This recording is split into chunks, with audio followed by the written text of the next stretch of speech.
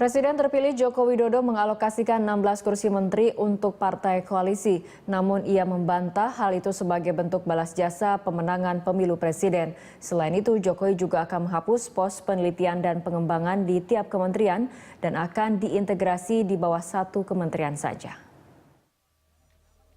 Pasangan Presiden dan Wakil Presiden terpilih Joko Widodo Yusuf Kala telah mengumumkan postur kabinet pemerintahannya. 34 kementerian tetap dipertahankan, namun ada kementerian yang digabung dan ada pula yang diubah namanya. 18 kursi menteri seperti Keuangan, BUMN, Pertanian, dan ISDM diisi oleh profesional murni. Sementara 16 kursi menteri diisi oleh profesional berbasis partai. Namun Jokowi masih merahasiakan kursi menteri apa yang akan diisi oleh partainya. Menjaga stabilitas politik menjadi alasan Jokowi JK menempatkan 16 anggota partai dalam pemerintahannya.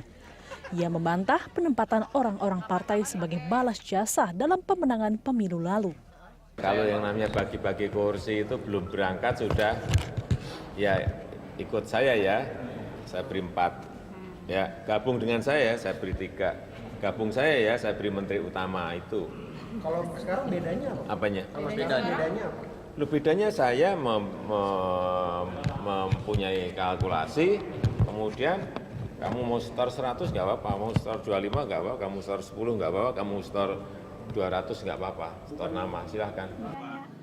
Sementara itu, Wakil Presiden terpilih Yusuf Kala mengimbau agar tidak khawatir mengenai komposisi 16 calon menteri yang berasal dari partai. Menurut JK, ke-16 calon menteri itu dipilih berdasarkan pendidikan dan pengalaman yang mumpuni, serta memiliki kriteria yang tepat untuk mengisi kabinetnya.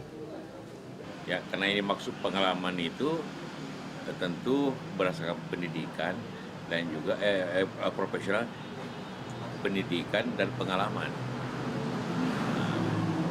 Misalkan itu, tapi yang mengusulkan itu dari partai. Dan partai banyak orang-orangnya pengalaman, apa itu pengalamannya di DPR bidang itu. Jokowi juga akan menghapus pos penelitian dan pengembangan atau litbang dalam kementerian untuk efisiensi anggaran. Selanjutnya, pos litbang akan diintegrasikan di bawah Kementerian Pendidikan Tinggi, Teknologi, dan Riset. Jokowi menilai selama ini pos litbang di tiap kementerian tidak berjalan efektif karena berjalan sendiri-sendiri. Ya lebih fokus dong, anggarannya lebih jelas, larinya kemana, lebih fokus, penelitiannya diarahkan kemana, jelas, hasilnya bisa diukur jelas, apakah ini diberikan LIPI juga jelas, semuanya harus seperti itu, kalau enggak kepentingannya pasti kepentingan kementerian itu, bukan kepentingan rakyat. Sebelumnya, Jokowi telah mengumumkan komposisi kementerian kabinetnya yang tetap mempertahankan 3 menteri koordinator. Namun, ia tidak memperinci nama kementerian koordinator dan kementerian teknis lain. Tim Liputan, Berita 1.